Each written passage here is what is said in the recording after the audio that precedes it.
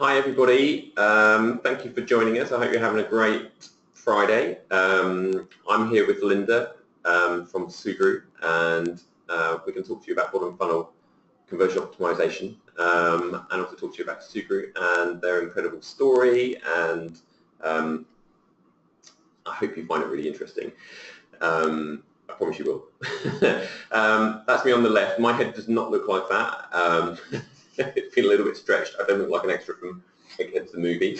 But I'm the marketing director for Europe here at Trustpilot. And I'm joined by Linda. Linda, thanks for joining us today. Hello. And Linda is head of e-commerce at Sugru. And we've worked with Linda and the team at Sugru for a number of years now. We're very proud to do so. So we think they've got some great secrets to share with you today. So very briefly, this is what Trustpilot do. I think fundamentally for consumers, we help them buy products from the right companies. I think for companies, we really, I suppose, what we hope we do is help companies become more consumer-centric, to listen to their consumers and to also leverage the feedback they get from the consumers to build better businesses, both on a practical level in terms of the consumer journey, in terms of getting more traffic to their site and better conversion rates, but also in terms of getting great insight in what the consumers want them to do. Yeah, so that's what we do. And we've been really lucky to work with lots and lots of the biggest disruptors, particularly in the UK. I think Trustpilot's grown massively in the UK over the last few years, and a lot of that is down to brands that are really looking to change industries, or really looking to invent new products. In the case of Sugru in particular, getting close to their consumers, listening to their consumers, and using reviews at the heart of their strategy. And I think the one thing that I find fascinating about Sugru, which is different to, these are all great brands and there's many more, but what they don't have that Sugru does have is that every single review that you read is basically another reason to use their products. Another great example of using their product. So I just thought it'd be, I had looked through the reviews just from the last, I think it's just all in the last week actually. I just picked out 3 as examples of that.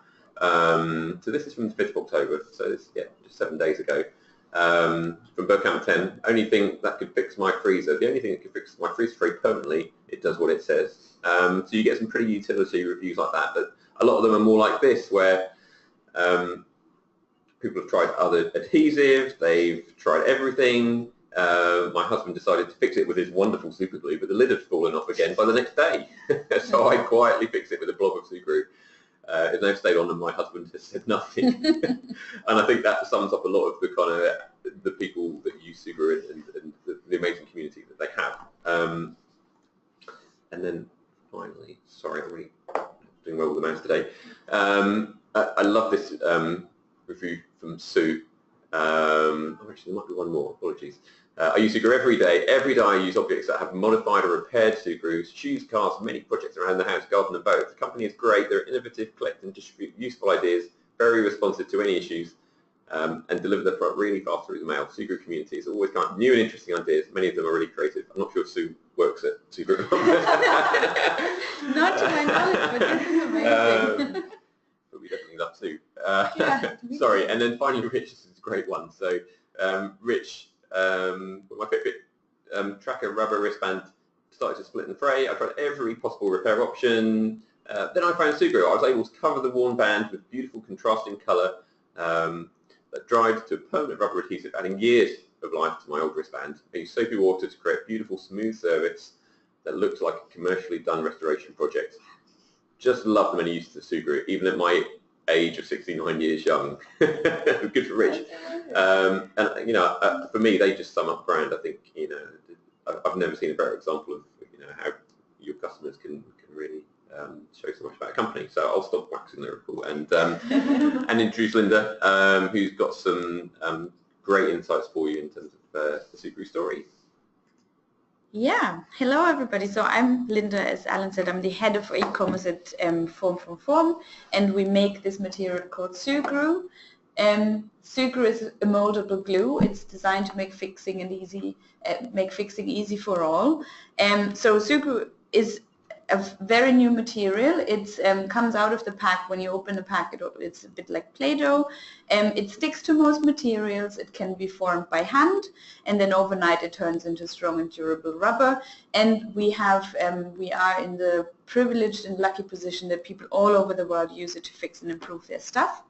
I'll tell you a little bit more about the story of Sugru because we think it's a really good one. So essentially, Sugru, the story of Sugru is the story of Jane, who you can see here sitting on a pile of stuff. Jane is the founder of our company, and she came up with the idea of Sugru while she was studying at the Royal College of Art in London. She was studying product design, but she kind of relatively quickly realized that she didn't really want to design any new products because she felt that actually we have too much stuff anyway. So she kind of went and started experimenting with materials in the workshop, at one of the workshops at the college, at the RCA, and came up with this first version of Sugru, which was a bit horrible, like it was sticky and messy and didn't really smell really good. But she kind of thought, well, this is something. She was onto something. So she imagined this kind of like space age rubber that has amazing properties, that is like super easy to use and sticks to everything and is durable. And so she chose that as her final project for, and when she presented it, the kind of most of the people came to talk to her and said like how much is it and where can I buy it? So she was like, okay, so there is something here. We need to. She wanted to basically go and get it ready into the market and to turn it into a marketable product. So now, like a few years, so Sugru was born by basically going and setting up her own company. There was years of product research, and then she finally launched the product with the help of a private investor and setting up this own little factory. First 1,000 packs that were made, and which were supposed to last for several months of sale, where she sent the product to a few bloggers and journalists for review, and one of them went a little bit viral, and the first 1,000 packs were sold in 6 hours instead of many months, which was pretty amazing. And this from there kind of the story gathered traction. In 2010, Time magazine named Sugru one of the 50 best inventions of 2010. The iPad was number 34 and Sugru was 22, so that was quite good. And then there was some new investment, and after 6 months of production, Sugru.com, our website, was relaunched with lots more Sugru to sell. And since then we've sold Sugru worldwide. So we decided to open up to worldwide shipping from the beginning. And now Sugru is used in over 170 countries, and we've sold over 10 million mini packs, and we have more than 1 million of customers, and we have, as you can see, also a big presence on social media, and our community is one of the points that is really one of the strong and amazing points, as Alan just showed with the reviews. And it's something where we feel very privileged that people come and tell us their stories about how they use Sugru, and in some cases even how Sugru can make a difference to their life. And this has an influence on how we do business at Sugru. So essentially, as we know that every pack of Sugru has the potential to make a difference in somebody's life, we really focus on scaling our business with keeping this mission of getting the world to fix again at the heart of everything we do. And in terms of e-commerce, for us, it means that we have this core principle that we really want to respect our user. So we want to respect their time, their intelligence, and their intent. And that means that we have quite a measured approach to e-commerce activities. We try to do less better, and we want to always ask ourselves if we add a feature or a tool, does this actually deliver additional value to the user, and does it support their journey rather than hinder it? So yeah, the mouse is a bit tricky to operate. And then we said, you know, bottom funnel optimization is what we want to talk about now, and I just want to just elaborate a little bit of what that means. So for us, it's like, because we make a product that's new to its category, so there was no multiple glue before Sugru, and we were faced with a few challenges, and some of them, you know, the guys listening, you might be, you know, wrestling with too. When we started to move from just organic traffic acquisition to paid activities. So because Sugru is a product that needs a bit of explanation, so that makes it a bit difficult to acquire a cold audience, especially like we have also a relatively low average basket size, so you don't have a lot to play with in terms of when you try and go and acquire new customers. The product portfolio is also quite limited. It's this product that we have, so you know, things like, oh, go and do more search also didn't really work. So we really had to find a way of how we can make this work. And so one of the approaches that we find very useful is that we really split the funnel and how we invest and how we run our activities into this, you know, like top of the funnel, where we really optimize for reach and engagement and don't look at necessarily what does it deliver in terms of sales, and then at the bottom of the funnel, where we can then really go and try how can we make this very tight, how can we optimize cost per acquisition and ROI, and that ultimately means that we have then more money to play with at the top of the funnel when the bottom of the funnel works really well. And so that's what we want to focus on right now. And then, as I said, we want to make sure that we respect our user and what they want and how we can support them.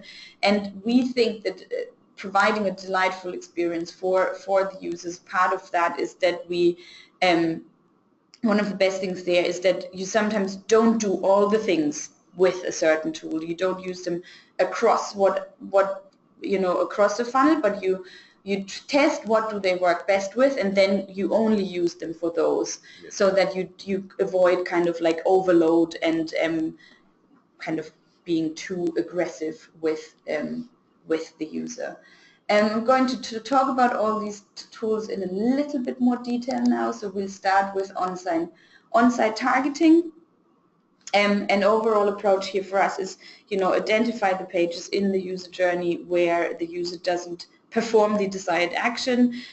So we use it in a way to test what is the right call to action at a certain point in the journey. Also sometimes kind of like to make sure that if we want to make a change in the UX, that we're doing the right thing. We've tested a lot of different triggers and interaction for overlays, and like, you know, there are these interstitials that come after a certain time on the site, then banners that are triggered by a certain amount of scrolling, and then you have these overlays that are triggered by mouse movement, so when the user's about to leave. And this, we found for us, is really the most useful way to use this tool, because, you know, it really helps us to avoid bounces and in particular to generate leads. So we tried this in different stages. So for example, if we put it, say, on the basket when somebody's already that far in the funnel, and then you can say, you know, don't just leave yet if they're about to leave. You give them a small, like really like modest discount, and that is how you can actually kind of still close their purchase even if they were about to leave. And for that particular thing, we saw we had a 27% conversion rate on those users that were about to leave. So that is a significant amount of additional revenue that you can generate. But in other places, this kind of buy now approach of giving a discount didn't really work. So then we tried this, what you see here, like in sign up call to action. And this is actually, like, interestingly, first of all, it's a really good, like, we've doubled our monthly subscriptions to the email newsletter with that, and also this particular campaign that we send after this is the highest converting campaign we have overall. So it was really it really took us a while to try all the different things, and then you find something that really works and that really delivers. So that was really good. Then we're moving to reviews now, where again, it's part of it is the thing that we have a product that needs explanation and that is new to the user. So they might be like, well, yeah, these guys say it works really well, but how do I know it really works well? And so, you know, this is one of the things where we saw that we have, you know, that, for example, when somebody comes to the product page and they go back to the about page, and they go to the buy page, and they go, and you can kind of really, by tracking the user journey, you see that they're a bit confused and they're not too sure whether this is the right thing and they want it. And so we did then, you know, after we signed up with Trustpilot, because we thought reviews are a really good way to kind of add the voice of the user there to give this additional confirmation, and yes, it's actually, it works, and real people have tried this essentially. And when we added that to our shop and product pages, we had a 55% increase in conversion rate in an A/B test. So that was a very, like, we thought it would work better, but we were actually quite you know, positively surprised by the by how much of an effect it made. But then we also use Trustpilot. So, for example, on pages that are a bit higher in the user journey, like say, for example, on the home page, where we use it together with PR quotes. So you basically, you have the press says it's great, users say it's great, so it must be a good tool. And there we also see like an uplift of, you know, people who saw that versus people who didn't see. Not that massive, but it's still, it helps to drive people further down the funnel as well. And then I already mentioned email before. We email is a bit of a, like, I think, you know, a bit of it sometimes seems a little bit boring because it's a quite an old-fashioned digital tool, but we're probably not alone with that. For us, it's the most effective tool that we have in both engaging customers but also delivering sales. It's our most mature channel. We actually still have subscribers from our very first list from many years ago that still are highly engaged and open, you know, regularly open our emails, which we think is a very, you know, makes us very proud. And we use kind of like a two-pronged approach. On the one hand, we have like newsletters that go to the whole list, but then we also have emails that are basically a one-to-one communication. Mainly it's about essentially like welcome series when somebody signs up to the newsletter, but also some post-sales. So, for example, part of it is asking people to leave a review, but also to say, you know, if you haven't used the tool, the product yet, here are some ideas of how you can do it. So, and we find that this combination of a broad approach and a personal approach works really well. And, you know, in terms of here, like how can you optimize email, you know, the testing, A/B testing, subject lines and so on, send time optimization. I think, you know, probably most people use this, and it gives you very direct results and pointers as to how can you get more openings and so on. But we also made some longer term adjustments to our email strategy over the years. So, for example, we introduced a very regular schedule with a consistent email structure, so that it's always the same and people know what they can expect. And we found that this helps with opening rates, because people kind of know what they know what's coming, they like it, so they're more likely to actually engage with it. Then the next step was that basically we went from 1 to 2 times a month, and it was something where we were a bit like, you know, we weren't too sure about this, because you always have that worry that you might just overload people. But actually we found that because there was enough differentiation between the two, so it was a much shorter email, it was a bit more commercially driven, so there was always a special discount just for our subscribers. And what that meant is that we still have this high engagement rate, but we basically able to almost double the revenue from the channel. You always have to say, okay, when you start from a lower base, you know, then doubling is more easy than it is now. But still, you know, you see that actually you can experiment with these things and see that you drive more revenue or more traffic, or ideally both. And then the next thing that we try is that we introduced is resends.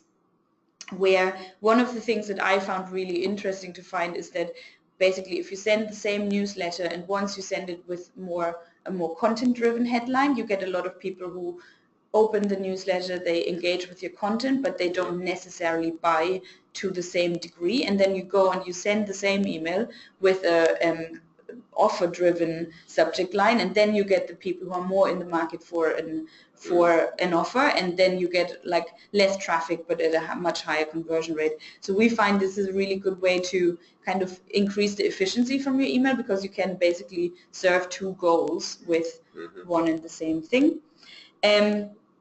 So it's a great way to address the different needs of your audience essentially. And then just, you know, overall, I think what we see how we can judge that this really works is that the repeat purchase rate for our subscribers was like increased by 24% and the customer lifetime value by 20%.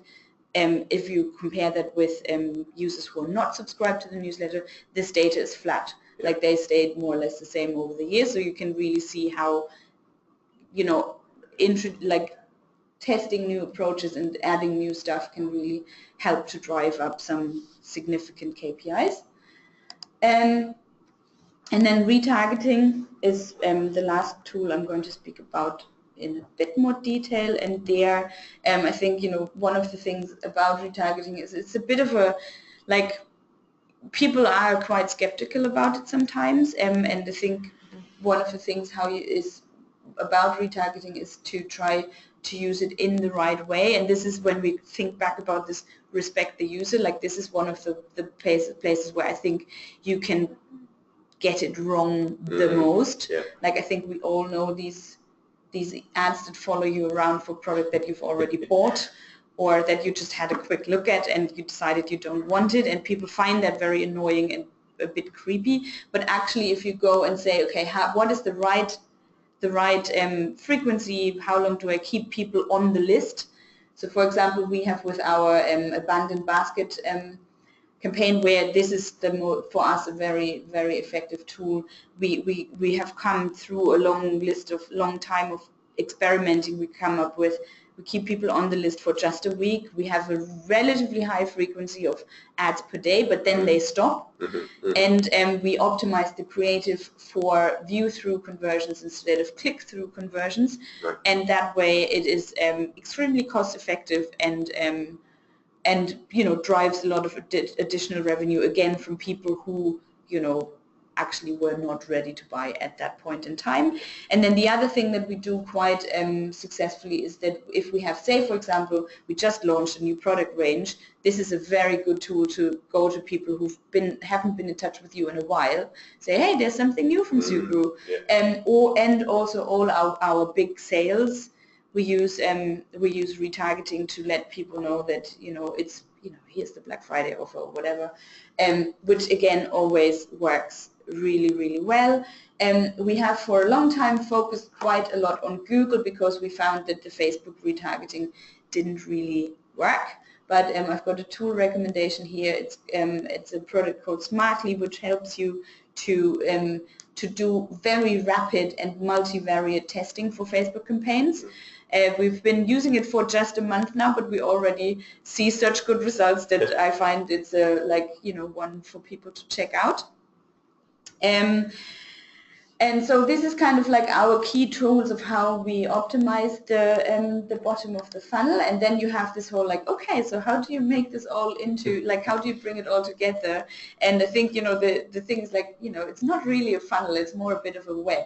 And I think for us, what we try to do here is to say we just want to increase the opportunity to touch people depending on how engaged they are with us, and to find the right level of engagement and the right rhythm of engagement depending on how close they are. So somebody who comes to the website and then subscribes to the newsletter and stays engaged with emails, that's wonderful, and we are very happy if we find these people. But sometimes, you know, you don't get to that point. So they subscribe to the newsletter, they never react to your welcome email, but then there is at some point, because they regularly get your emails, there's something that interests them, and then they jump on that. Or, you know, they never choose to actually go and engage deeper with you, but then you have retargeting as a way to, you know, go back a little bit later, say, is this maybe something that you would like? So, and this is something that we find is very, very useful to kind of allow for this different level of engagement, and by optimizing each of these tools individually, you kind of get to a point where you say, if you take it all together, it's also really quite cost efficient, which, you know, is, as said before, is quite important, as, you know, kind of, I guess, for all of us. And then lastly, something that I want to say is, for us, this is kind of like one of the key principles, is to say we never stop testing. So first of all, you know, you try to get all these basics right, so that you have this, you know, everybody, like all the ways lead to subscription, because that's the most useful tool you have. So you try to get that right. Then you try to get your email sequences right. You use reviews at the right points in time to give this additional confirmation. And then you have your perennial retargeting campaigns that you can just leave running, and they work and they drive, you know, the right amount of revenue. And then you go and say, okay, we need to refresh creative from time to time. And you should always have a very long list of things that you might want to try in the future. You know, more than you could possibly ever do, because then, you know, if you have a rapid succession of stuff that doesn't work, that you don't run out of ideas. Yeah. And then one thing that I find quite interesting is to, you know, to go back to things that where you had a really good feeling about it, but it didn't work. But then, you know, say after a year or so, it might be so technology has changed, your website has changed, the audience you reach has changed, and all of a sudden something can work again. So for things where you have a really good hunch, you know, like go and try again, essentially. So yeah, that's kind of a bit of a how we do stuff, and a few thoughts and ideas. Great from my end. I think that's fascinating. I think overall it just shows how you live up to that promise you made at the start about respecting your consumers and listening to them, and, you know, their engagement levels drive your your tactics. You know, and I think that's fascinating. A really, really effective way to think about it, you know, both for your consumers and for your business. It's great. Thank you very much. I hope that was everybody found that as useful and interesting as I did. I think there's some things that we'll probably pick up in our own campaigns here at Trustpilot, to be honest. There is also a great blog post from Linda on our blog. Just go to the Trustpilot blog and type Sugru into the search. You don't need to get all that down. Yeah, and that's got a lot more detail in terms of the A/B testing and how you use reviews, which is a great read. So please do look at that. And now, if there are any questions, we'd love to hear them. If you put one in, great. If you're still thinking, if there's any questions that you'd like, please do put them in the box on the right-hand side. We are just waiting for them to come up here. Right. Okay, we've got quite a few here, so we'll get through as many as we can. Okay, this is a different one for you, Linda. How quickly were you able to set up Trustpilot to start collecting reviews? It is. As you said, we've been working with you guys for a while, but it was actually very quick, if I remember correctly. The only thing that took us a little while was that we wanted to, instead of using, because you can use on Trustpilot, you can send the emails through your platform, but we wanted to integrate it into our own email cadence. Yeah. So that was the only thing that was took a little while, but I think from signing the contract to actually being live, it was a few weeks, if I remember correctly. It's at all. Yeah, it's a pretty straightforward system to set up. I think the key is then making it work. So get it to be really effective, as you've said. I think takes longer. Okay, brilliant. Thank you. Next question: are Sugru making any changes for Black Friday or your Christmas campaigns based on learnings from last year? Is Black Friday getting bigger, smaller? It is. No, yeah. I think yes, there are some small tweaks really about like when do we send the email actually the biggest change I guess we made is that we actively chose not to do Black Friday for a while, Yes. and we rather ran kind of sales outside of that period, and basically left Black Friday to our, the other outlets we have, because we don't not only sell on our own website, but then it was, I think, 2 years ago where we said, okay, this year we really try to be kind of in the normal seasonal promotion cycle that everybody uses, and we found that it makes sense, because interestingly the consumer just expected. Right. We actually had some feedback from users where somebody said, like, not even free shipping on Black Friday. So there is really, like, people expect you to be part of it, and so we do, and so I think our promotional calendar is a pretty well-oiled machine by now, so in that regard, we don't make significant changes this year. Yeah, so it's iterative rather than radical. Yeah, okay. Yeah. Interesting.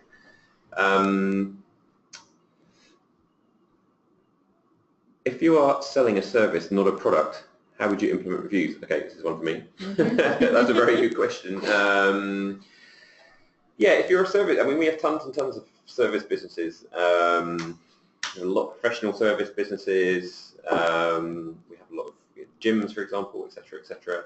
And I think our core product is the service experience. Even if your product actually, what people tend to focus on is how the business performed for them. So I think if you're a service, the things that you can think about which may be different are timing in particular. So with a product purchase, not always, but you tend to ask feedback pretty soon after delivery, and you want people to talk about the experience they've had on the website and the experience they've had in terms of you've lived up to the promises that you've made, and perhaps the initial feedback on the product itself. Whereas with the service business, it can be really different. It can be after a certain period of time that you've worked with a consumer, particularly in the B2B world, where we have a lot of B2B service clients. They choose a different time to ask for that review. So that timing is probably a big one for that, I think. But the fundamentals, you talked about, Linda, I think apply to service industries as well. Linda, what email platform do you use? It's very specific. We use MailChimp. We started that relatively recently, so we've tried a few over time. It's not as painful to change provider as they want to make you think. That's always one of the arguments you get from email providers. And the integration is obviously not super easy, but it's doable. And we are, in terms of MailChimp, I think I'm going to give them a plug now. I think the great thing is that they are because they've not grown out of a big, enterprise software, but rather they've grown out of 4 small businesses, and you really see the user focus in how you use the product. It's like we are all, like, every time we set up a new email campaign, it's like, oh, it's so nice. It's just very, very nice to use, very easy to use. So I mean, and they've made great progress in terms of like the reporting and in terms of things like automation and so on. Which was when we did last time, we decided they just weren't just there yet, but now it's, they do everything that we need. It's obviously always a question of what is your need as a business. But it sounds like you tend to try and get best-in-class tools for each thing you want to do, rather than a kind of all-in package or anything. But really, it's this thing to say, like, okay, what do I need? What are the requirements? And for us, for example, automation was one of the key tools, the key questions. And so, you just think about what are the things that I need, what are the most important things, and then you just go and see what everybody does. Makes sense. Yeah. Can you send a welcome email based on an order, or only if they subscribe to the newsletter? It's an interesting one. You can, in theory. We don't do it. We don't think it's so we only put people into our kind of post-sales email campaign if they agree to be on the newsletter. It's something where legislation lets you do it in some ways, but it's one of these things where we make an active decision to say, no, we don't do everything we can theoretically do. We do put a big focus there on that we have the consent of the user to do it. Yes. It's the same like we had this, you know, there are some retargeting tools, for example, that allow you to scrape email addresses before a form has been submitted. It's something that we wouldn't do. We don't do that because, yes, it's technically okay, but it's also not. And so this is something where, you know, this whole core principle of respect for the user is really one that helps us guide these kind of decisions. Yeah, yeah, yeah. I think it's very tempting to... Yes, and I think, you know, with these things you can always drive short-term revenue, but in the long term, you know, you have a less engaged audience. Yeah. You have more unsubscribes because people get annoyed. They say, it can even damage your reputation as a sender. So, you know, we wouldn't do it. I think many people do it, but we don't. Yeah, yeah. And I can imagine your business is so reliant on advocacy. Yes, offline exactly. as well as, you know, exactly. Well as online. Yeah, I think for sustainable growth, I wouldn't do these kind of things. Yeah, yeah. Mm-hmm. Okay.